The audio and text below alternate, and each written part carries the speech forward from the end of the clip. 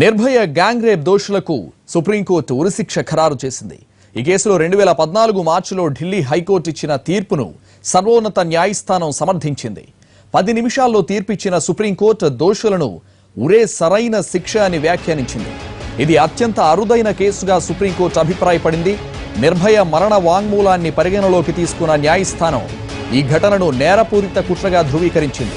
CCTV ఫుటేజ్ను సరైన సాక్ష్యంగా పరిగణించింది. అమానుషంగా వ్యవహరించిన దోషులకు ఉరిశిక్షే సరైందని, భవిష్యత్తులో ఎవరూ ఇలాంటి నేరం చేయకూడదని సుప్రీంకోర్టు వ్యాఖ్యానించింది.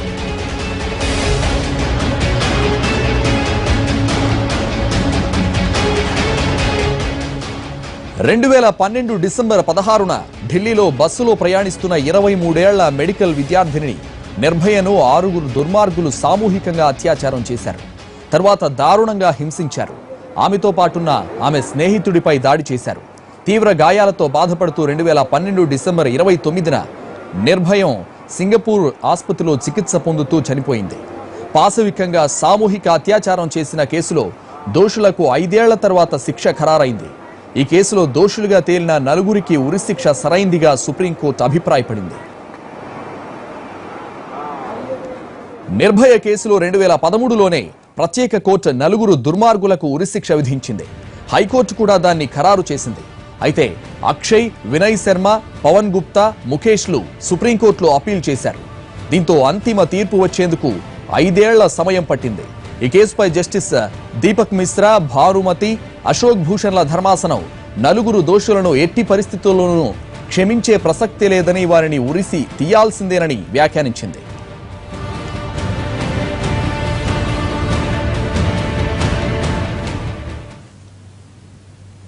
నిర్భయ కేసులో రామ్ సింగ్ అనే నిందితుడు తిహార్ జైల్లోనే ఉరివేసుకుని చనిపోగా, మరొక నిందితుడు మైనర్ కావడంతో జువైనల్ హోంకు తరలించారు.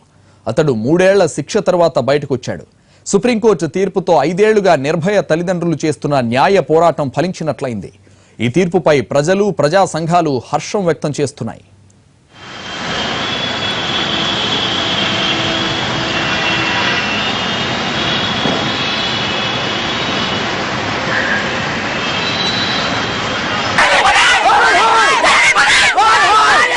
సుప్రీం తీర్పుపై నిర్భయ తల్లిదండ్రులు సంతోషం వ్యక్తం చేశారు. ఆడపిల్లలను వేధించే వారికి ఇలాంటి శిక్షలే పడాలన్నారు. తమ కూతురు లేకపోయినా మరొకరికి ఇలాంటి దారుణం జరగకూడదన్నారు.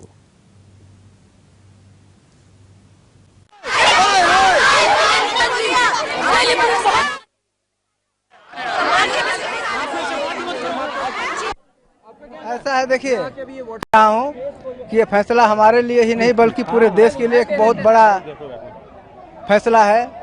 और जिस तरह से ये घटना भी एक अजीबोगरीब थी, वैसे ही ये फैसला भी एक बहुत बड़ा। Sir thank you. तो आप इस फैसले के बाद खुश हैं? हाँ बिल्कुल खुश हैं, हम भी खुश हैं। और हमें उम्मीद है कि हमारे साथ जो भी लोग जुड़े हुए हैं सभी खुश हैं। बिल्कुल न्याय मिला, हम न्याय के एक कदम और आगे बढ़ गए। अभी लड़ाई है, लेकिन ये बहुत बड़ा फैसला था। यहाँ पे एक भगवान के बाद यही स्थान होता है, तो मुझे उम्मीद थी कि डर तो था, लेकिन डर से ज़्यादा हमें विश्वास था कि जिस तरह से क्राइम हुआ है वो उनको सजा जरूर मिलेगी और निर्भया को इंसाफ मिलेगा। देखिए उतरा चढ़ाव तो बहुत आए, बहुत बार हम निराशा भी हमें आई, लेकिन मैंने उसको अपनी ताकत बनाई, उससे हार नहीं मानी और मुझे विश्वास था कि मैं एक दिन न एक दिन हमें इंसाफ जरूर मिलेगा। हाँ बिल्कुल निराशा हुई, कहीं ना कहीं हम यही कह रहे थे कि नहीं, कानून व्यवस्था हमारी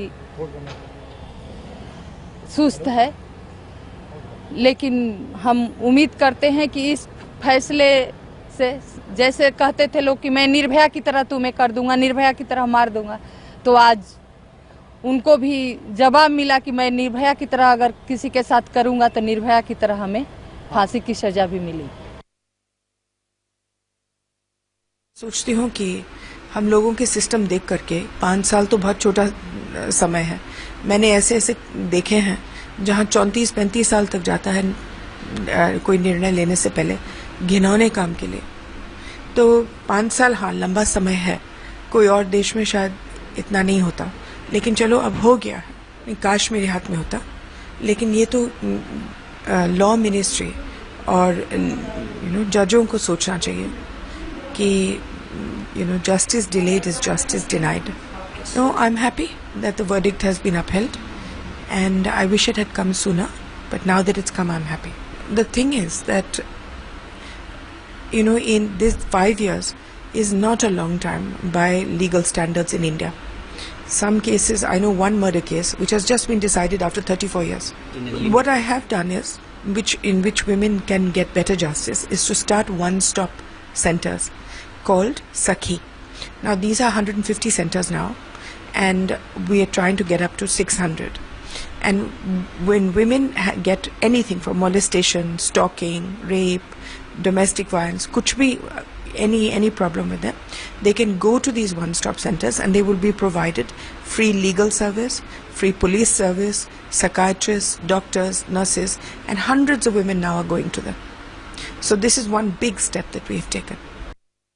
मैं तो इन प्रिंसिपल मृत्युदंड के खिलाफ हूँ, लेकिन जब मृत्युदंड हमारे लॉ के स्टैट्यूट बुक्स पर है तो निश्चित रूप पर ये ऐसे केस हैं, ऐसे घनौना, ऐसे बर्बर ये अत्याचार और केस हुआ है कि सबसे स्ट्रिंजेंट पनिशमेंट होना ही चाहिए, जिसमें हमारे स्टैट्यूट बुक्स पर मृत्युदंड ही है। लेकिन सवाल इस बात का भी उठता है कि सुप्रीम कोर्ट ने निर्भया केस में मृत्युदंड को सही माना है, लेकिन इसी वक्त एक और केस जो महाराष्ट्र का बिल्किस बानो का केस है, जिसमें उसी तरह गैंगरेप हुआ बिल्किस बानो का, बिल्किस बानो के 7 परिवार के सदस्यों की हत्या की गई, लेकिन उन लोगों को मृत्युदंड वही जुडिशियल प्रोसेस ने नहीं दिया। जस्टिस भानुमति ने निर्भया केस में कहा ये सबसे हीनस क्राइम है और हर चीज प्रूव होता है कि ये कितना हीनस घनौना, ये कितना घनौना क्राइम है, इसलिए हम लोग मृत्युदंड को अपहोल्ड कर रहे हैं।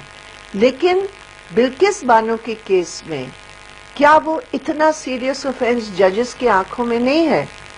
तो ये जो सेलेक्टिव चीजें होते हैं ना, ये देश की कानूनी और न्याय प्रक्रिया को कमजोर करते हैं।